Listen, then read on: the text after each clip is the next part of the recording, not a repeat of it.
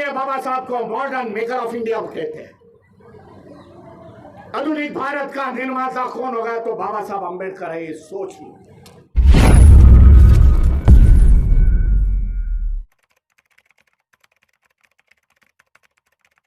मां करुणी तथागत भगवान गौतम बुद्ध,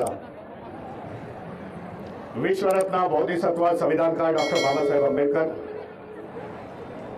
बहुजनों के सभी महापुरुषों को विनम्र अभिवादन करता हूं। धम्म मंच पर असीम पूज्य भंते जी को वंदन करता हूं।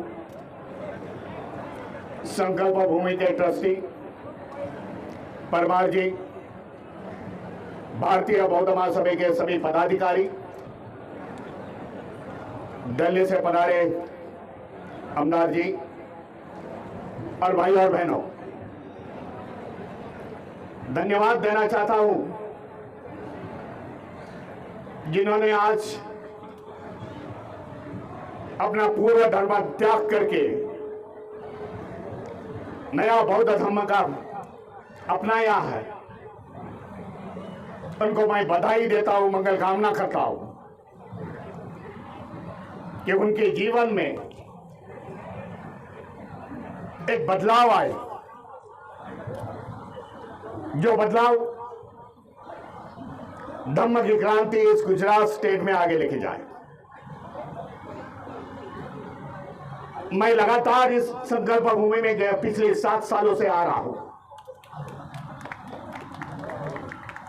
बदलाव देख रहा हूं गुजरात के लोगों में। एक समय ऐसा भी देखा था मैंने इस 23 सितंबर को, तो ये 15-20 साल की बात होगी। कई सैकड़ों से लोग यहां आते थे, लेकिन आज माहौल बदल चुका है। बाबा साहब को अभिवादन करने के लिए बाबा साहब ने लिया हुआ संकल्प और संकल्प को दुहराने के लिए आज लाखों की संख्या से गुजरात से पूरे देश भर से लोग आते हैं। ये प्रेरणा स्थल मैं बोलता हूं कि भूमि ऊर्जा का स्रोत है। बाबा साहब के पावन भूमि से यह पवित्र हुई भूमि है। जिस प्रकार से महाराष्ट्र में चैत्य भूमि है, बंबई में चैत्य भूमि है, नागपुर में दीक्षा भूमि है, बाबा साहब ने धम्म क्रांति की थी। पुणे के बाजू में विजय स्तंभ है, जो हमारे पूर्वजों ने यहां की सृष्टि में तोड़ दी, पेशवाई का पराभव किया और हमारे गले में जो मटका था, झाड़ू थी, वो निकाल डाली, समते का मार्ग हमें दिखाया। इसी तरह के भूमि आज गुजरात में यह संकल्प भूमि है, मैं बताना चाहता हूं। आने वाले समय में मैं सोचता हूं कि लाखों की तादाद में लोग यहां आ जाए। लोगों को बता दो यहां के 23 सितंबर में हम लोग आते हैं और संकल्प लेके जाते हैं। संकल्प बाबा साहब के विचारों का लेके जाते हैं। भगवान गौतम बुद्ध की विचारधारा धम्म को लेके जाते हैं। देश में हम समता चाहते हैं, देश में हम भाईचारा चाहते हैं, न्याय व्यवस्था हम इस देश में चाहते हैं।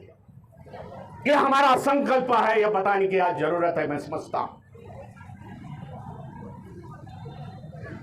कई संगठन ने मेरे पहले के वक्ताओं ने बताया, मैं भी जानता हूं कई संगठन है समाज में,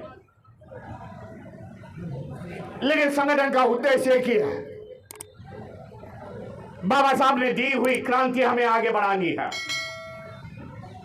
हमारा समाज हमें आगे बढ़ाना है, देश का नाम रोशन करना है। आज जो सिस्टम चालू है इस देश में, जो विषमतावादी सिस्टम है, विषमतावादी संस्कृति इस देश में है। एक समाज दूसरे समाज को नफरत करता है, एक समाज खुद को ऊपर समझता है, एक दूसरे को नीचे ढकलता है। ये हम बदलाव चाहते हैं क्योंकि हम बाबा साहब के अनुयायी हैं, हम बुद्ध धर्मी हैं, इसके लिए हम बदलाव चाहते हैं। यह संकल्प लेके हमें चलना पड़ेगा आने वाले समय में। इसके लिए बाबा साहब ने जो जो हमारे को संगठन दिए हैं, जो बुद्धिस्ट सोसाइटी ऑफ इंडिया, समता सैनिक दल है, राजनीति का पार्टी है, तो हमें लेके जाना पड़ेगा आगे के समय में, क्योंकि वही बाबा साहब ने रास्ता दिखाया है। हमारा प्रगति का रास्ता है, वैभवशाली का रास्ता है, उन्नति का रास्ता है, सामाजिक समता उसमें है। उस समय की बात की जाए, इतिहास में मैं नहीं जाना चाहता कि इतिहास मेरे पहले वक्ताओं ने बताया किस तरीके से बाबा साहब को उस समय झेलना पड़ा इस बड़ौदा शहर में। बाद में मेरे लगता है बाबा साहब कभी कोई इस बड़ौदा शहर में नहीं आए, क्योंकि एक ठेस लगी थी बाबा साहब को, बड़ा दुख हो रहा था। लेकिन उस जमाने की परिस्थिति, आज 2024 की परिस्थिति में मैं ज्यादा बदलाव नहीं समझता।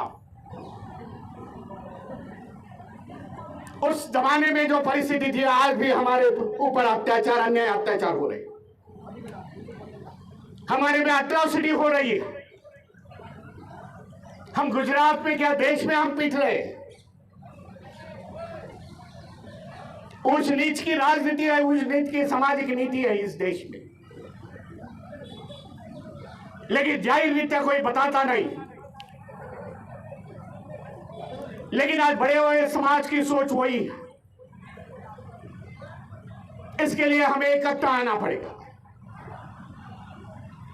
हमारी ताकत इस व्यवस्था को दिखानी पड़ेगी, हमारी धम्म की ताकत दिखानी पड़ेगी, सामाजिक ताकत हमें दिखानी पड़ेगी, राजनीति पे हमें सोचना पड़ेगा। बाबा साहब ने कहा था कि राजनीति एक गुरु किल्ली है, सामाजिक परिवर्तन होने के लिए राजनीति की जरूरत है। महाराष्ट्र में बात रखते समय बाबा साहब ने कहा था, जाओ अपने दीवार पर लिख लो कि देश की शासन करती जमात होनी है।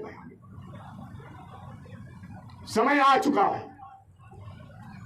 हम पढ़े लिखे हो गए। बाबा साहब ने कहा हम पढ़ो करके, समाज में हम ज्यादा पढ़ गए,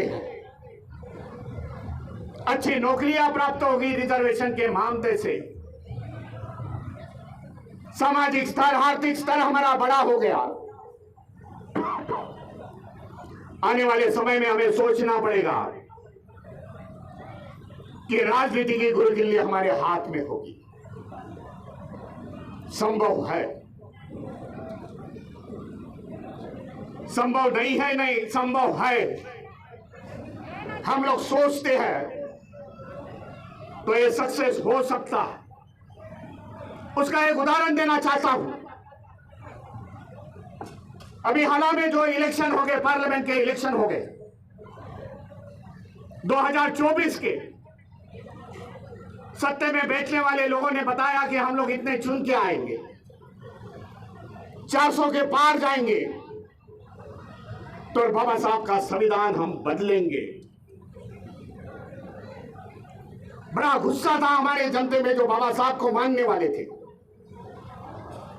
संविधान को मानने वाले थे, महापुरुषों को मानने वाला समाज था।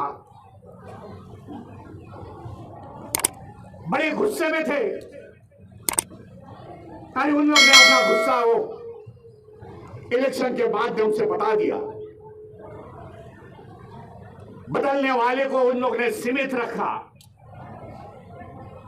जो संविधान के साथ पार्टियां खड़ी हो गई,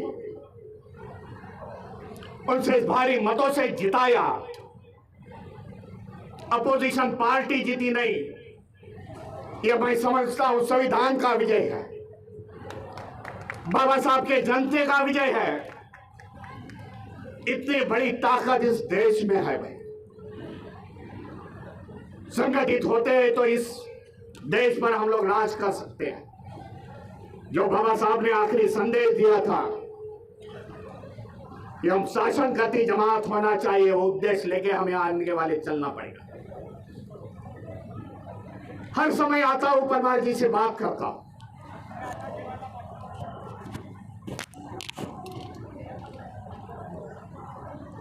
हर समय आता हूं परमार जी जो अध्यक्ष है इस ट्रस्ट के। मैं बोलता था कि इसमें डेवलपमेंट ज्यादा नहीं है। जो बाबा साहब की भूमि है, पूरा जीवन बाबा साहब ने 1942 से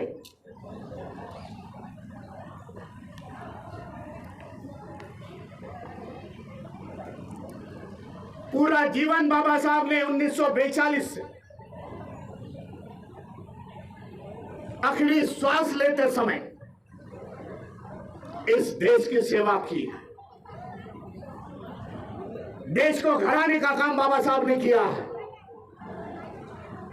कई उसके उदाहरण है इस देश में। इसके लिए बाबा साहब को मॉडर्न मेकर ऑफ इंडिया कहते हैं। आधुनिक भारत का निर्माता कौन होगा तो बाबा साहब अंबेडकर है। ये सोच लो, इतना काम किसी महापुरुषों ने किया नहीं। उस समय बाबा साहब की बात सुनते थे तो आज देश ये महासत्ता बनता था। लेकिन दुर्भाग्यपूर्ण बात है, बाबा साहब की इतनी सोच उस समय के लीडरों में नहीं थी। इसके लिए देश का दुर्भाग्य हो गया कि देश आगे नहीं चला गया। इसी कारण आज साउथ में देखा जाए,